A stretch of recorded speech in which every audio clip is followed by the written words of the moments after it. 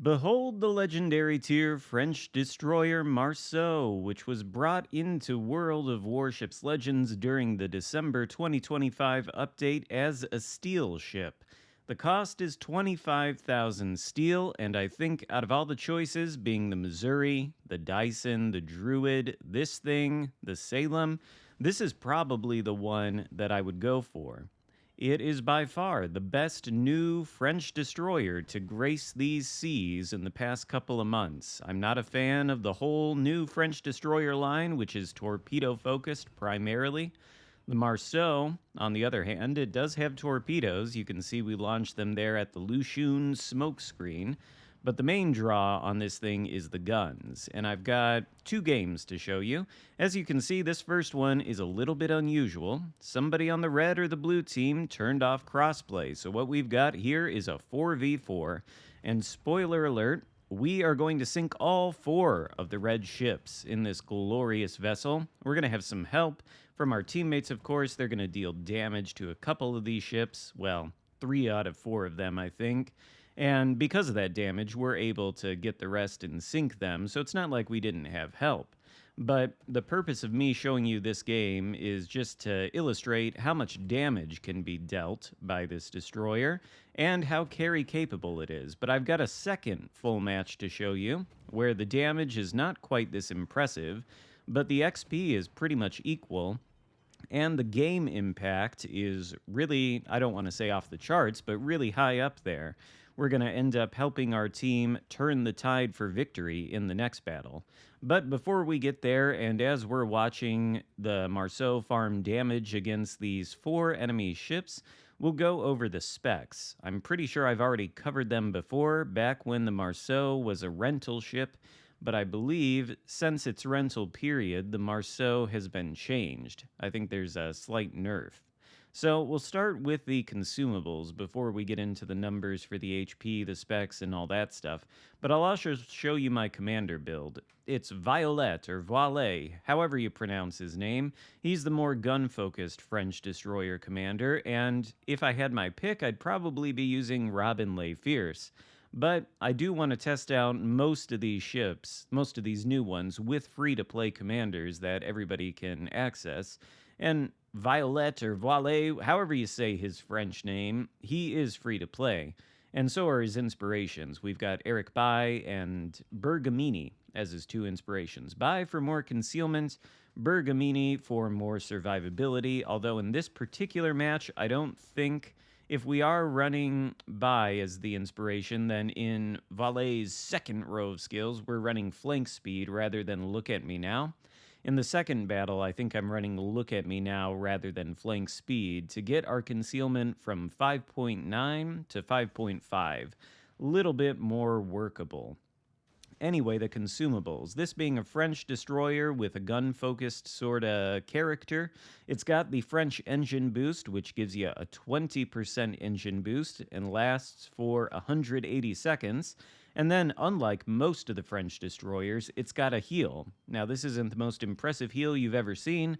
The Lushun has a super heal. This is not close to that. It restores 204 HP for a duration of 14 seconds, so it's maybe, in the best case scenario, enough to restore approximately half a bar of HP. But still, being able to obtain more HP after you've lost it on a destroyer is valuable no matter how weak the heal is relative to other heals. So that's nice, and plus, one of the main calling cards on this thing on the PC, which I own it there, is that it's got the French destroyer saturation gimmick. It saturates much faster on PC than other destroyers, and so subsequent hits to the same parts of the ship yield less damage. It doesn't have that in Legends, of course, but what it does have is the heal to increase the overall tankiness. Now, the survivability itself is not all that impressive.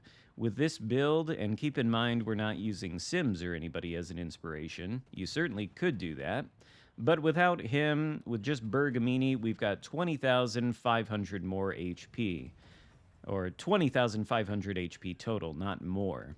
Bergamini, his base trait, reduces incoming damage from shells, torpedoes, and bombs to your destroyer per 1% HP lost by 0.258 or by 0.285%. So as you take damage, the more damage you take, the less damage subsequent hits do to you. It's the closest analog you can find to the French saturation gimmick in this game. It's not quite the same thing, but effectively it sort of functions the same way. And that, along with the heal, if you use Bergamini as an inspiration, I think it makes Marceau a pretty tanky destroyer, all things said and done. Now, on to the guns, which you just saw there take down the Lucian with very little problem. These are 127 millimeter guns, smaller than the typical, I think, 130 or 139 millimeter guns you find on the main line of French destroyers, or on the Kleber, for example. This thing is almost like a Kleber, but with smaller guns. With this build, which includes some range buffing skills on Violet or Valet, whatever, it's a 12.5 kilometer range, and we are running the Epic Reload mod in the 4th slot to increase the DPM as we deal damage. As you can see, we've got it procced 4 times, so our reload is about 2.9 seconds on these guns. Although, with this build, without the buffs from the Epic Reload mod, we have 3.6 seconds of reload time. Now, the HE shells on these guns do a maximum of 1,850 damage, but they've only got a 5% fire chance, so they're maybe not as great at fire starting as some other destroyers, but if you use this Epic Reload mod, well, you can see we've lit 8 fires in this battle so far, and we're going to light more.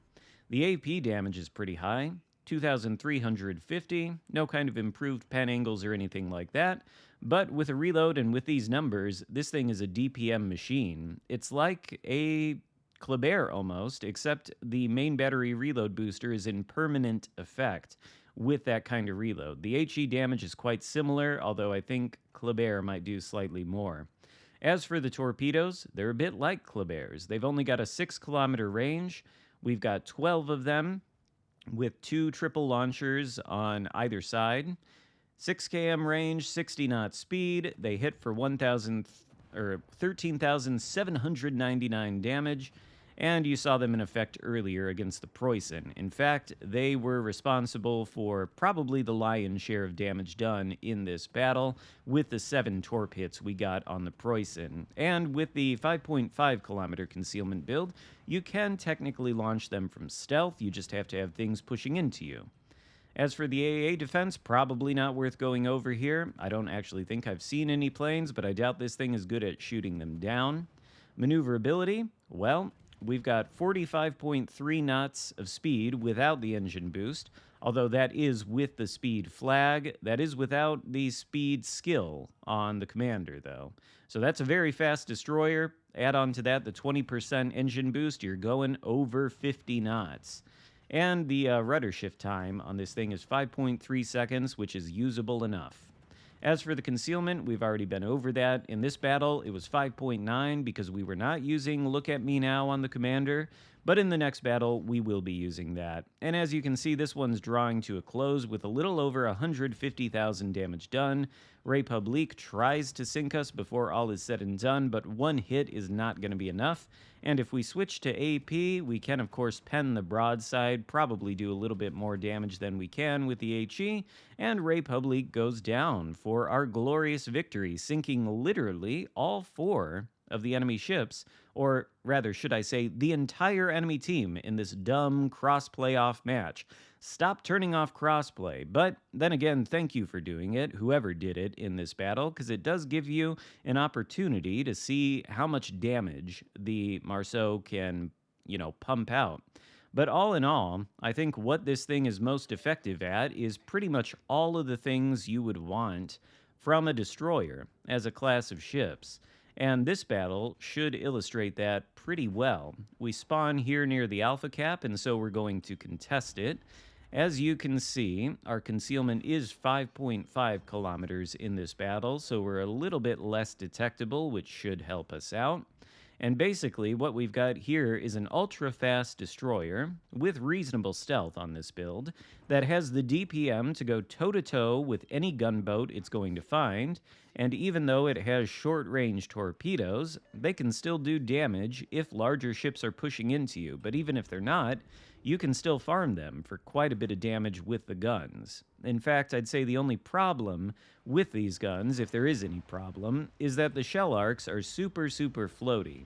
So my 12.5 kilometer range, I'd say that's respectable range, but at those distances, even against battleships and large targets, it takes the shells a while to reach the target. So you have to be fairly decent at aiming, and you have to be able to adjust your aim to account for even the slightest maneuvers that ships far away from you perform, because even the slightest one will throw off the aim, just because of the floaty nature of the shells. Anyway, we know that there's a destroyer in this area. Obviously, the cap is contested, and we've backed ourselves up against this island. As you can see, it's preventing both the Schlieffen and that cruiser from shooting at us. So this Holland makes a terrible mistake by coming around the corner. He's got good gun power of his own, especially following his buff, and he's got radar as well, so it's not like he's a pushover of a destroyer, but he stands no chance against the Marceau. I think he's even got a heal of his own, but the damage that these guns pump out with their very quick reload time and relatively great HE alpha, it's just too much for the Holland to withstand, particularly since there's 8 guns here and he's got half that amount. We don't actually get the kill, but we do the lion's share of damage, and whether you get the kill or not is kind of irrelevant.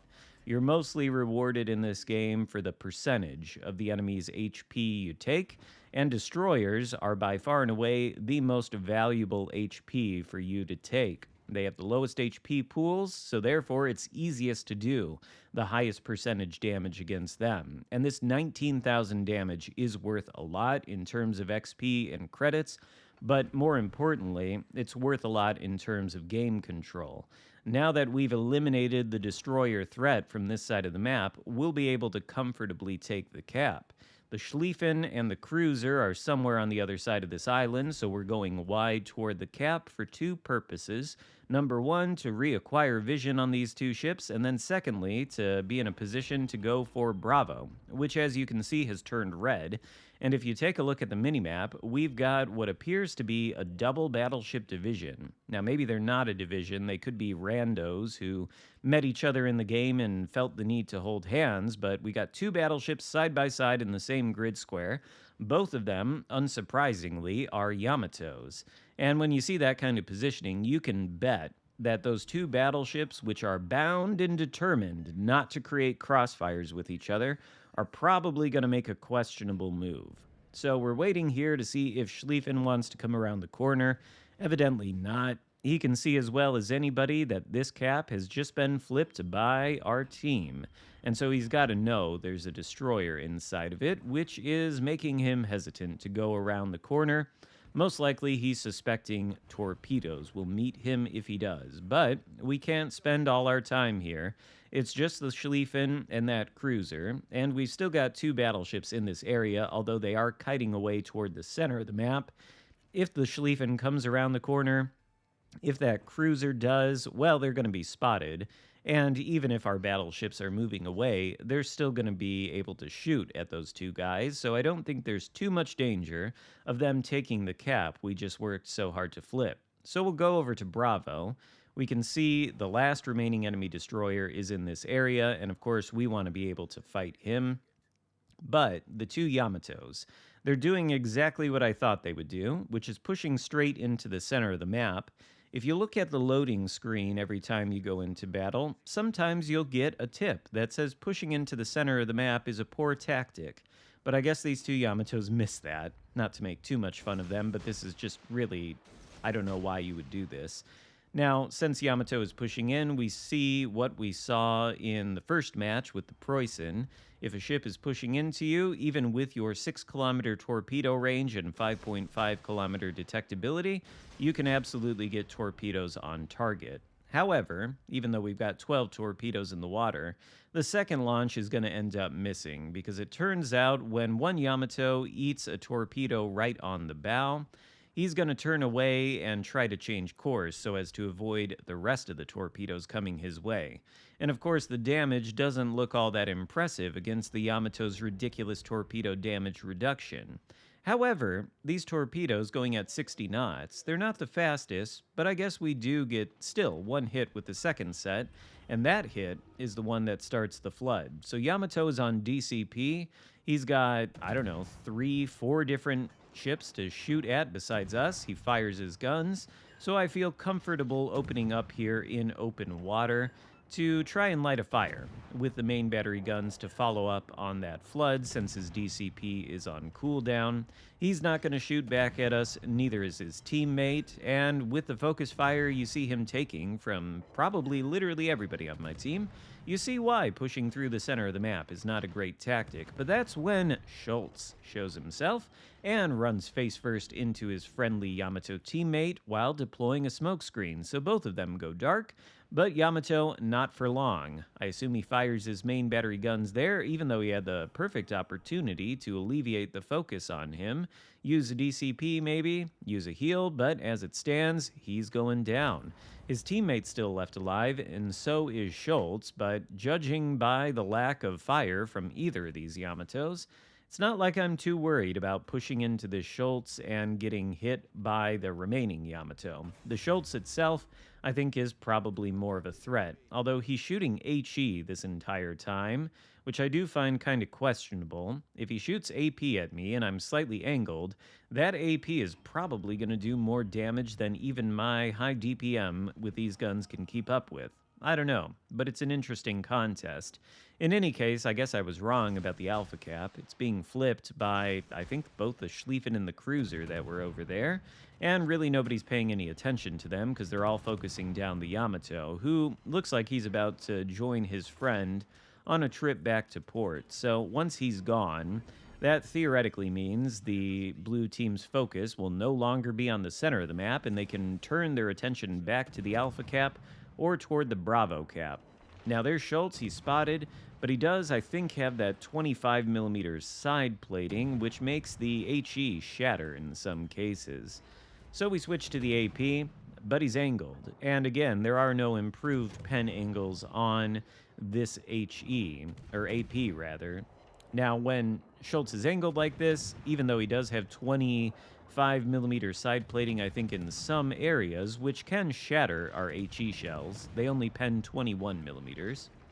He's still got superstructure, and he can still be lit on fire. So at that kind of angle, the HE is good. It deals some damage to them. We get still some shatters, but he's on fire. He's having to retreat. He's not long for this world, although I think he is going to go dark. We are a little bit exposed here in the center of the map to this Hindenburg, which is by far a very dangerous opponent, but we are about to have the engine boost off of cooldown. If we make it behind this rock, I think we'll go dark. Even if we don't go dark, Hindenburg can't shoot at us. So we'll silence the guns for now. We'll wait until we have our repair party off of cooldown, or not repair party, damage control, since our engine is kind of kaput. But now, the tide has sort of turned in this battle. All 3 of the caps are red, which is not great. And the blue team finds itself clustered up in the center of the map, surrounded by reds on either side. Luckily, all of the reds are cruisers, so they're not the biggest threats to the blue team's broadsides, as they would be if all 3 of the battleships were still alive. Thankfully, both Yamatos threw themselves away, so AP crossfires are not necessarily something our teammates have to worry about. But I think they do need to push up a little bit, although they'll be hesitant to do that if they have no intelligence data. So at this point, with the Schultz out of the picture for the moment, we can push up a little bit here. We can spot the Michelangelo for the benefit of the team, but we are on slightly low HP now. We've lost a little bit over half, 9,312 remaining, so I don't think we want to take too many big risks here. Friendly ships take out the cruiser in the Alpha Cap. I believe it was in Alaska. I think they were able to eliminate him partially thanks to our spotting, although he may have been spotted without our assistance. For now, the Michelangelo is on low HP, so we're hoping the team is going to focus him down. I don't think we are the only ones spotting him here now that he's moved away from the cover of that island. but the team is able to take him down, and this battleship here, with low HP, is thankfully going to make the correct choice. There's pretty much no ships now on the Alpha flank, but the Alpha cap is red. And with that little HP, he's going to sail into the Alpha cap and take it.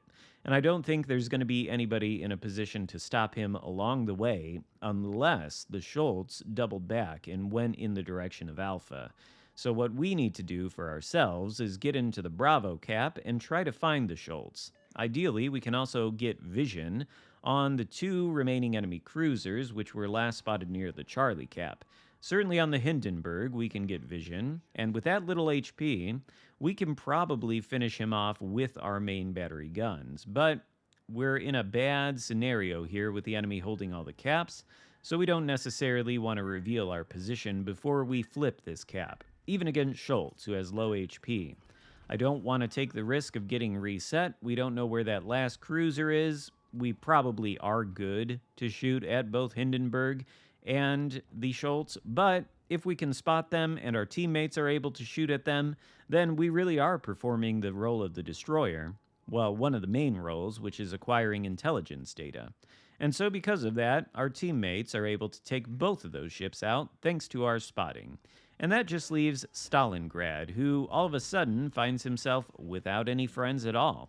I think a moment ago, it was a straight-up 5v5, but thanks in part to our teammates focusing the correct targets, and in part for us spotting the targets for them to focus, we are able to turn the tide of this battle and win. Now, it wasn't great damage, only 70,000, about half of what we did in the last battle, but still, excellent XP for the battle impact that the Marceau is able to have. So this is a fantastic ship. I really like it a lot. I think it's probably worth the price of admission for the steel, and it's probably one of the best ships available for steel currently in the game. So, I hope you enjoyed this video. If so, give it a thumbs up, consider subscribing if you haven't already, and I'll see you next time. Goodbye.